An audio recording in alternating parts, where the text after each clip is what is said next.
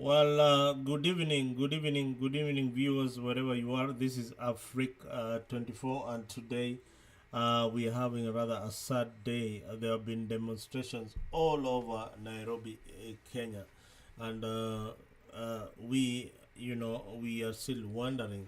Kenyan people are still wondering what really happened to this young gentleman who was murdered, and leaders have been pouring condolences to the family and all that.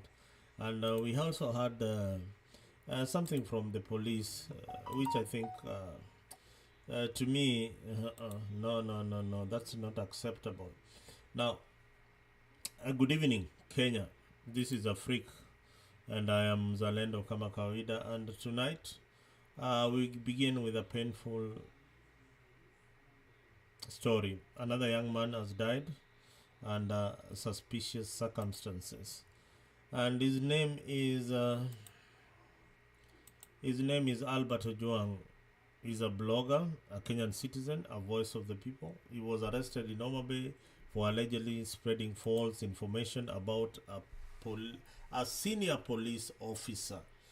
Then he was transported to Nairobi, about 400 kilometers from Homa Bay. That is approximately a 7 hours trip to a central police station in Nairobi, Kenya. Now, what really transpired in Nairobi, Kenya, and within a few days, just a day or so, Albert Ojwang was no more. Police say he was it was hit. I don't know. He hit his head on the wall, against the wall several times. But my viewers, you've seen the videos that are circulating online about this young gentleman, and it is sad. But Kenyans are not fools. Kenyans are not fools. Waheshimiwa ama polisi wakubwa nani nani, wa Kenya si wajinga. We are not fools. I mean, munatuchukua aje sisi wajinga? Yani, you see those bruises. Yani huo ni mtu alijua. Then Taipoa is investigating that story. We have had these stories before, from the finance bill protest of 2024 to the mysterious disappearance of youths, to the blood killing of so many young people on the streets. So we are not buying this. We are not buying this, and it is enough. Enough killings. Enough is enough. Enough is enough, and we cannot continue like this. And the story of Albert is indeed a very, very, very sad story to many young youths, to many young families, especially now that this guy, as narrated by the father, Albert was his only son. Albert was his only son. Albert was his only son, and he has been killed now. Hmm? He has been killed under the hands of some, I don't know how to call those officers. Probably, if you're watching at home, you can give me a better name for those police officers who killed this young man. This is not just about Albert. This is about a broken system in society. This is something that needs to be rectified. And Mr. President, if you're listening to me right now, you promised that there will be no more killings in your government. Heads must roll, including the IG. He has to go. I mean, this is something that everybody has to go. Everybody has to go in the security docket. You cannot, and that is the only way that we will be seeing that you are doing something about the situation in the country. This is a deadly pattern of police killing and state silence. The state is silent about everything. Let me give you some of the numbers before I get to my caller. I can see a caller who is right online. Let me just hold on a bit as I give you the numbers. Last year, last year on Reuters, uncovered how police officers misreported post misreported deaths. People who were shot listed as a mob justice victims. No names, no files, no justice. That is Reuters. That is an international media reported that about the Kenyan system. You saw the documentary by BBC. I don't know. It has not even passed 6 months or 5 months since that documentary for BBC was aired. And here you are. The Human Rights Watch and IMLU have reported disappearances, torture, beatings, execution style killings of young people. We are normalizing police brutality. It is now becoming a normal thing in our society, and something needs to change. It is not normal. It is not normal. It is not normal at all. This young man should be out there, with his family. And I'm telling you today, we can't continue like this as a country. We must do something about it. And Mr. President and the so-called, what is it called, the government of the broad-based government. You are now in a broad-based government. I don't know whether killing was part of the broad-based agreement, but I think we need to do something really, really fast about it before everything else goes out of hand. Yeah, I'm joined here from Nairobi, Kenya, by one of the callers, and he is right on line and ready to share some of the insights of what is happening in Nairobi, Kenya. A caller from Kenya. I'll bring him up to speed. Hey, can you introduce yourself, Mr. Kefa? Sorry for keeping you waiting on the line, but It's tell us okay, it's what okay, is it's happening okay. in Nairobi. Yeah, Yeah, thank you so much Mzalendo kwa kunileta huku ndani ya Africa 24. This is yes, my number one channel. yeah. Oh, karibu Nimeona sana. uko Thank live you. hapa I hope subscribe kwa Afrika na unaona vipindi vyetu vya Afrika. Sema bwana. Afrika hapo ndo napata updates about the news, anakwanga nimeweka all notifications on, so when something new ina drop pale, notification pale inakuja hapo chini. Good to hear that. But anyway, it is a side note. Yeah. Na wewe ni kama kijana, umeona hiyo story ya Yes. huyu Albert Ojwang, jamaa ameuawa Yeah.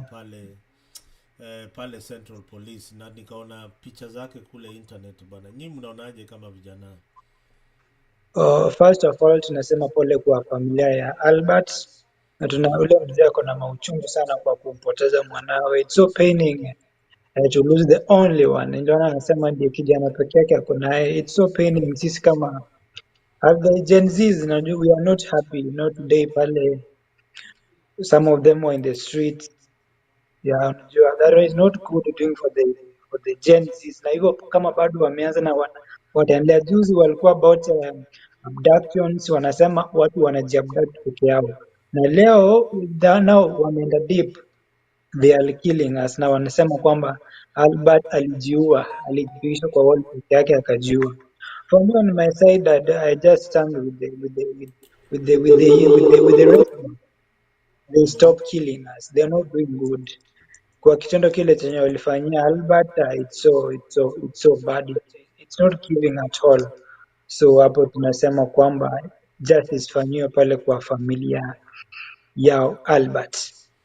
Yeah, wewe kama kijana, kama kijana Mm. unajisiaje, yani ukitembea pale Nairobi ukiona Subaru wewe unaingiza baridi ama nini, ama ukiona polisi tu ni mbio Unajua wanakimbia ukiona zile. polisi Mm. unajua ukiona polisi sasa, even if you do you record anything uweke pale. Unajua saa hii vijana huwa tunafanya mambo mingi, we even record, tunaweka hata TikTok. Unajua you might even record a kitu hapo ujui kama you did bad. Unajua kama Albert kitu alipost haikuwa na intention kubwa yenye inaweza kama kwamba hadi ikafika kiwango cha to be murdered. Hmm. So ukiona polisi itabidi tu ujaribu to take care. Now, Moso Subaru, unajua siku hizi tunaogopa Subaru sana. oh, nyi mno Mm, ukiona Subaru ni kutoka mbio. hiyo Kama we ni kijana ukiona ukiitwa Subaru hiyo unatoka mbio. na wazee wako na masuti na wamevaa mask, kwa hiyo kijana bwana, toka tu mbio. Mi hakuna story ingine ati nazambia kijana ati Hakuna story ingine hapo. You won't know. uongoje alafu upatikane kama unakaa kama Albert ama nani. I mean, hiyo ni story Mm. noma sana, na nimeona it has been covered by all international media houses, and this is a very bad reputation for the country Kenya. Na anaitwaje, Kanja sijui anasema nini huu police Huyu niliona alifika pale Central Police Station na wale polisi wenye walikuwa on duty na ule alikuwa in charge, niliona aliwapea suspension hapo, sijui kuliendaje, but niliona kitu kama hiyo, waliweza kusimamishwa kazi kidogo. All right, Kefa. Thank you very much for joining us here on Afrik 24, and please thank you for the subscription. Make sure that you tell your friends, tell everybody else that this is the place to be. Guys, we are covering the story of Albert Ojwang. Albert Ojwang has been murdered in Nairobi, allegedly murdered in Nairobi. There were some rumors that that is that he committed suicide, but I can rule out that even logically, when you see that body the way it is, that is not somebody who has committed suicide unless he escaped from police cells and police custody. So this is a very, very sad story. It is something that has caused uproar in the streets of Nairobi. Everybody was up and asking the reason why they had to kill this young innocent man. They had. Why did they have to kill Albert? Why didn't they? Why couldn't he? Why couldn't he face justice? Just like the normal process where a police arrests you and takes you to court and you face due process. Why drive him all the way? I mean, 400 kilometers. Umepita naye Kisii, umepita naye Sotik, Kericho, Nakuru, and umepita Narok, yeah. And then you end up killing this young man in Nairobi city, the CBD. Now the mother was in a lot of pain. I've seen the videos circulating of the mom. I mean, that is very, very sad. Mimi nakwambia, I don't know what I will do as a parent if you do this to me. Sijui, but may his soul rest in peace. We keep on fighting. We keep on talking about this story until justice is done for the victims of this police brutality. And the state, please, please, please, for heaven's sake, don't keep quiet. Don't keep quiet when you are supposed to be protecting us. We see it, we fear it, we move on, but today we say no. No, this time hakuna kurudi nyuma. We must get justice for Ojwang. Now, what is the solution? What is the solution? You viewers back at home there, you need to tell me what the solution is of fixing this broken police system and culture of killing in our country. This is something that we have never seen before, but or even if it was there before, it was not at this level. This is serious, and it is it political? So this is somebody who was just creating an awareness. Now, should the state ban TikTok, ban WhatsApp, ban YouTube because They don't want anything about them being highlighted by this activist. So what is the solution? What is the solution? But here is what I believe. Number one, give IPOA the teeth to prosecute. Let them prosecute, not just recommend. IPOA should be able to prosecute these police officers. Number two, community policing must be more in our society. And in counties, we need a civilian oversight. We need a civilian oversight, an authority by civilians who will actually be able to document whatever happened to these young people, and the police officers or those who in charge who are accused of these killings are brought to book. But from my point of view, a civilian oversight police should be there.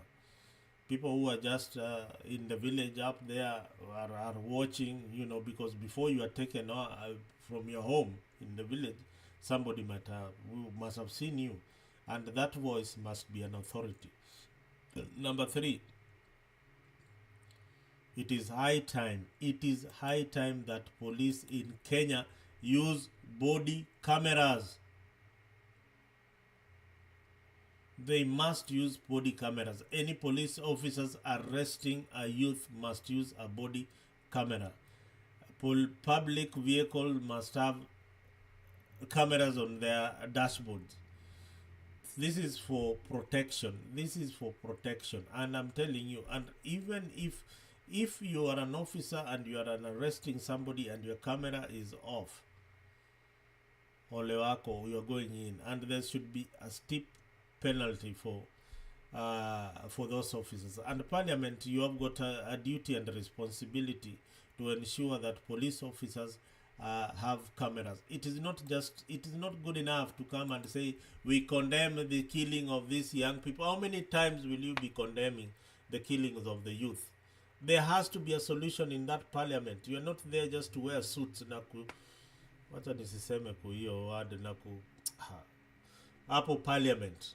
Unajua, that is a place that is dignified, and you should respect the people who took you there and ensure that we have got laws and policies. Sio mambo na kusema one term kumi bila break all the time, and you don't have even the simplest solutions to solve the problems of the youth, the future leaders who will occupy that particular seat that you are occupying today, and just warming it up. And when something happens, you are so quick to go to the camera. I have a press conference today. We condemn this seniors act by our police officers. Kwendeni huko. You need to go back to that house, make sure that we have got laws. Police officers who are arresting people must have camera on their bodies when they are arresting. That is the only solution. Hizi mchezo tuachane. Sasa hizi kuna technology bana. There's a lot of technology out there that you can use to prevent these things. And number 4, train our officers on rights, on restraints, and on humanity. They don't know a thing about restraining or humanity. They don't know. And finally, fund the justice system. Albert's family, like many others, deserve answers and dignity, and they must be compensated. And this is now to the justice, to Kome and his group. Justice for this family is a must. The civil society, you need to push this thing. If anybody, a civilian, can push it, Lempa, we salute you wherever you are, from the work that you're doing. Please take up this matter and make sure that it reaches the corridors of justice, so that this family can get justice. So we have got people who are actually pushing the government so that wale wanyonge wapate haki. We heard the other day, I'm a member of parliament just died. Look at the rush. Look at everybody was there. Today they would be visiting the family at home. Kweli mnyonge hana haki, unajua mnyonge hana haki kabisa. Today all we saw is a group of police officers giving us some fake statements about what really happened. So justice for Albert Ojwang is a must, and turudi nyuma. Now let me turn to you Kenyans. What does justice for Albert mean to you? Please, if you can suspend everything that you're doing and demand police reforms, then that will be a good startup point. Let your voice be heard. Let your voice be heard in all corners. And even if we are not going to be heard, there is at least somebody out there who is going to ensure that the police follow the right procedure. Unajua ukishavaa hii uniform ya polisi, Mr. Kanja, ukishavaa hii uniform ya polisi, vile umeivaa sasa hii umeng'ara nayo vizuri sana. You need to protect lives, Mr. IG Kanja. Kazi yako ni kulinda usalama wa wananchi wa Kenya. And I saw the statement that you read. Boss, you are not even serious about what you saw, the body that you saw.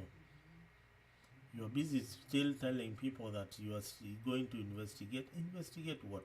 But one thing I like is that maybe it is a step towards the right direction. The suspension of all those officers who are in charge on that particular day, that is a step towards the right direction.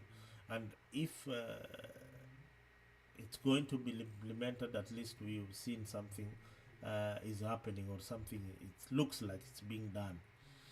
But above all, if everything has been done, we must still investigate you police officers. Hiyo pesa yote mnaiba huko na kununua ma properties kule Dubai na nini, mnaitoa wapi? Mnaitoa wapi? And that is what Ojwang was fighting for. So we will continue pushing for Ojwang until whatever he was fighting for. If there is an officer who is pocketing millions, at the police officer anapatikana na kwa nyumba na over 20 million, 25 million, and we know your salary. So hii ni mchezo mnatuchezea sana sana sana kama wa Kenya, and we need to really fight so that we ensure that we have a society that obeys the rule of law. So this is something that was of great concern to me when I woke up this morning. I think I did the story yesterday, and I will be consequently following up on this story of Albert Ojwang until we get everybody, all the culprits who are accused of killing this young man, arrested and brought to book. And to the family of Albert, they must get justice. This is the work of the MPs. This is something that now you can run within all those funerals that you go to, and make sure that you tell the people what you are doing about the story of Albert. Don't refer us to the stories to history. This is what is happening right now, and history will judge us harshly, because one, we didn't do anything about it when it happened the other time. So this is the reason why police officers in Kenya find it like, they can just kill, forget, and nothing, and everything goes on. So let us be the voice of the people. And if you like our channel, please make sure that you email us on d24@gmail.com. Support us also through Cash App on that number that you've seen there, 540-940-1197. Your donation will go for a worthy cause. We support so many communities out there, but one thing, don't be silent. Don't be silent about anything that is happening. So here in Africa is where we speak the truth, where truth has no tribe. Ukweli haina ukabila, boss. Ukweli haina ukabila. Na kama wewe umezingatia maoni za kikabila, tafadhali, then utapata hapa sio mahali utakuwa. Hii station yetu ya Afrika ni tunaongea ukweli mtupu tu. Ukweli mtupu tu. Hakuna kitu kingine tunazingatia, bali ni ukweli na mambo, ukweli wa maneno. So ninawahisi wale watazamaji wetu, wale wapendwa wetu, wale wanaowatch kipindi cha Africa each and every time, make sure that you tell your friends about this particular channel, what we do here on Africa. And on a daily basis, we have got very, very interesting issues that we tackle. Today, we had got the issue of we had got issues with this, with the IG, and gosh, so much has happened, and the demonstrations. Thanks for everybody who had turned up for the protest in solidarity with the family. And to the IG, police IG, Bwana Kanja, tafadhali makanika kwa kazi yako, and make sure that the culprits are brought to book. These are bad officers. These are officers who should not wear the uniform. That blue uniform should be dignified. That crown that you're putting on belongs to the people of Kenya. It is not for your family. This crown that umevaa hapo ni ya serikali ya Kenya na ni ya wananchi wa Kenya, na kazi yako ni utumishi kwa wote, kwa wale wanapinga serikali na kwa wale wana support serikali. So ndio maana mnaitwa watumishi kwa wote.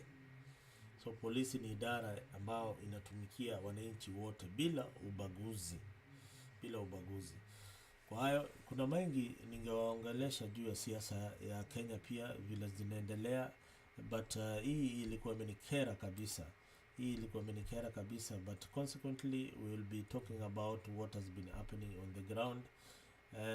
Let's see, one Rigiji alikuwa kule ile area inaitwa, alikuwa kwapi? Rigiji amekuwa mwisho kule Voi, kule sehemu za Voi. So Rigiji and Kalonzo have been continuing with their tour of the coastal region, and my nanjina vile Jeff anasema, oh my, the reception has been awesome. Huyu jamaa wamepokea reception kali sana kule Voi, na wanasiasa wanaogopa. Unaona Rigiji ameweka masikio, sikiza ground vile nasema. Ground imekasirika juu ya killings na nini. Ground imekasirika, boss. So every time William Ruto is making a miles, is making some development progress, some officers out there are bringing his government down. Mimi sijui kama hiyo ni kulaaniwa ama ni nini. Kila wakati Bwana Ruto aki make progress kidogo hivi, kuna mtu pale anaenda tu wanamharibia kabisa. Watu wanaanza kusema ati bana, hii ni kama inaitwaje, ni kama imepangwa. So hii serikali ya broad based ya Bwana Ruto na Bwana Raila, tafadhali mfanye vyema, mtumikia wananchi. Hii mambo ya mauaji ya kiolela ya wananchi wa Kenya lazima ikome, lazima ikome, na sio tafadhali, tunawaambia hii lazima ikome. Uliona vijana walijitokezea pale kwenye streets na they made sure that their voices were heard. Wao vijana walitokea kwa wingi sana, and they have made sure that their voices have been heard. So the message is very very clear. Stop doing what? Stop killing us. Stop doing what? Stop killing us. Hawa vijana wameamua, hakuna haja mzidi kutuua, na ilhali sisi ndio viongozi wa kesho. So kwa Bwana Raila na wengineo,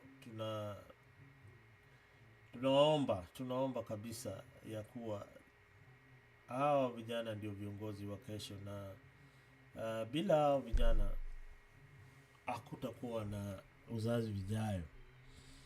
Yeah, there will be nothing left if you continue killing these young people. We hope that this is the last killing that we are witnessing as the people of Kenya, and we don't want to witness such kind of killings anymore. Mimi mwenyewe, sisi tumechoka na hii mambo ya vipo vya vijana. It is becoming too much.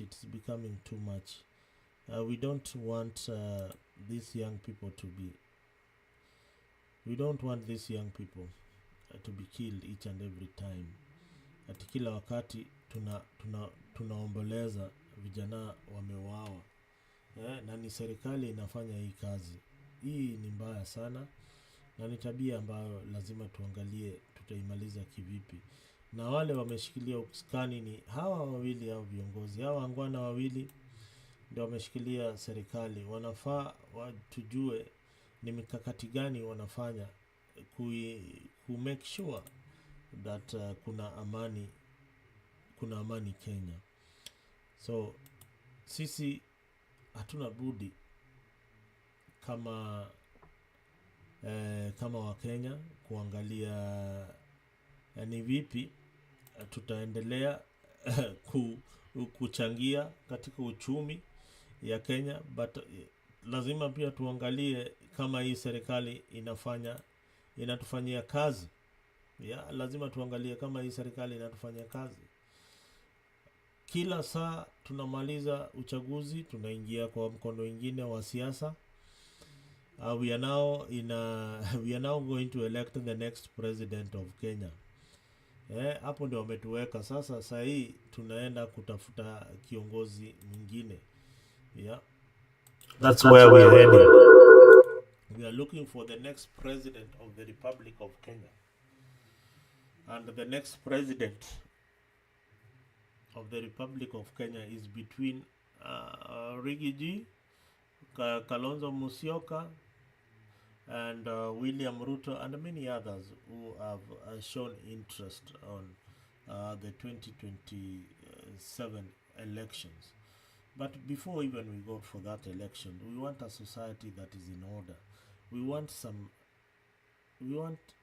leadership that has got some empathy in it. When something like this has happened, like what has happened to this young man, then we need to talk about it, and we need to make sure that for sure that justice is realized for one Albert Ojwang. And tonight I ask, what does justice for Albert Ojwang mean to you?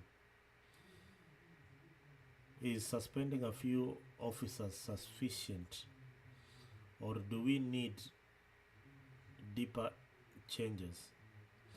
Share your thoughts via WhatsApp, Twitter, Afric Live, or email africd24@gmail.com. Support our grassroots efforts through Cash App 540-940-119497. I repeat that, 540-940-1197.